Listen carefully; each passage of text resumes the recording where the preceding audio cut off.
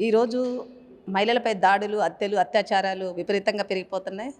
ఇప్పుడే కాదు, గతంలో కూడా జరిగాయి. వీటి మీద అనేక ప్రభుత్వాలు వస్తున్నాయి, మాటలు ఇస్తున్నారు, హామీలు ఇస్తున్నారు. కానీ అది యాజ్ ఇట్ ఈజ్గా ఏ ప్రభుత్వం వచ్చినా అవి కంటిన్యూషన్ అవుతున్నాయి. మహిళలకు కొన్ని చట్టాలు పోరాడి సాధించుకున్నాం, కానీ ఆ చట్టాలను ఈరోజు నిర్వీర్యం చేసే పరిస్థితులు ఉన్న పాలకులే తీసుకొస్తారు. గతంలో బీజేపీ అధికారంలోకి వచ్చిన తర్వాత బేటీ బచావో బేటీ పడావో అని చెప్తుంది, కానీ ఈరోజు అవి అమలవుతున్నాయా అంటే మాటల వరకే తప్ప కింది స్థాయికి పోయినప్పుడు ఈరోజు ఆడవాళ్ళపైన హత్యలు, అత్యాచారాలు పెరిగిపోతున్నాయి.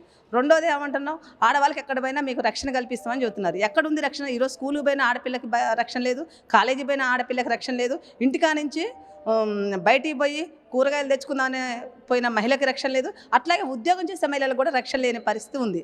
కానీ మరి వీళ్ళందరికీ రక్షణ కల్పించాల్సింది ఎవరు? పాలకులు. కానీ ఈరోజు పాలకులు కల్పించుకోకుండా ఈరోజు ఆడవాళ్ళే వేసుకునే విధానాలు, బట్టల వల్లనే ఈరోజు ఇట్లాంటివి జరుగుతున్నాయని చెప్పేసి ఈరోజు మహిళల మీదనే దుష్ప్రచారాలు చేసే పరిస్థితి ఈరోజు పాలకులు తీసుకొస్తున్నారు. ఇప్పటికైనా గతంలో మనం చూసాము, నిర్భయ ఘటన కానీ, అట్లాగే అయేషా మేరా ఘటన కానీ, అట్లాగే ప్రత్యుష ఘటన కానీ, ఇవన్నీ ఉన్నావో ఘటన, ఇవన్నీ కూడా మొత్తం కూడా చూసాము. అక్కడ ఏం తీసుకొచ్చారు? అక్కడ దోషులుగా ఉన్న వాళ్ళనేమో నిర్దోషులుగా బయట తీసుకొస్తున్నారు. వాళ్ళకి చట్టాలు లేకుండా ఉన్నావు ఘటనలో ఆ అమ్మాయిని అత్యాచారం చేసి తండ్రిని చంపిన తర్వాత కూడా అక్కడ ప్రభుత్వం శిక్ష వేసి జైల్లో ఉంచితే ఇప్పుడు ఉన్న బీజేపీ ప్రభుత్వం బెయిల్ ఇస్తూ వాళ్ళని బయట తీసుకొస్తుందంటే ఎంత దారుణమైన విషయం. అట్లాగే ప్రత్యుష ఏం చేసింది? ఆ అమ్మాయిపై అత్యాచారం జరిగి హత్య చేస్తే ఆ అమ్మాయిని హత్య చేయకుండా అక్కడ ఏరే వాళ్ళని దోషులుగా ఉన్నోడిని పక్కకు పెట్టేసి నిర్దోషిగా ఉన్నని తీసుకొచ్చి ఆ కేసులో ఇచ్చేసి ఈరోజు ఆ కేసును కూడా ఆ తప్పుదోవ పట్టించే పరిస్థితి కనపడుతుంది. అట్లాగే మన అయేషా మేరా కేసు కూడా అదే పరిస్థితి. ఇప్పటిదాకా కూడా తల్లిదండ్రులు ఇబ్బంది పడుతున్నారు. ఢిల్లీలో జరిగిన ఘటన ఏంటి? నిర్భయ ఘటన. ఇట్లాంటివన్నీ కూడా చూసుకున్నప్పుడు ప్రభుత్వాలు వీటి మీద చర్యలు తీసుకోకుండా ఈరోజు చట్టాలు తెస్తామని చెప్పేసి ఈరోజు స్కూళ్ళల్లో, కాలేజీలో కొన్ని కఠినమైన చర్యలు తీసుకోవాలి.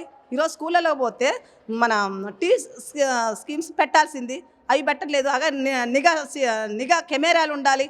వాళ్ళు కాలేజీలో పోతే ఎవరెవరు అమ్మాయిలు వేధిస్తున్నారు, ఏం చేస్తున్నారని చెప్పేసి నిఘా కెమెరాలు పెట్టి వాళ్ళకి ఎప్పటికప్పుడు సమాచారం అందించే పరిస్థితి కనపడాలి.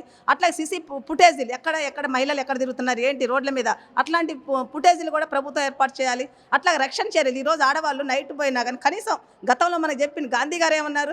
స్వతంత్రం మనకి తీసుకొచ్చాము, అనేక మంది పోరాటాలు చేసి స్వాతంత్రం తీసుకొచ్చాము, కానీ ఈ స్వాతంత్రం అనేది ఆడవాళ్ళు పగలు కాదు అర్ధరాత్రి ఒంటరిగా తిరిగినప్పుడే నిజమైన స్వాతంత్రం అన్నారు. కానీ ఈరోజు పట్టపగలు కూడా తిరిగే పరిస్థితి ఈరోజు మన సమాజంలో లేదు. అందుకోసం ఈరోజు ప్రభుత్వాలు, పాలకులు కూడా ఆలోచించాలి.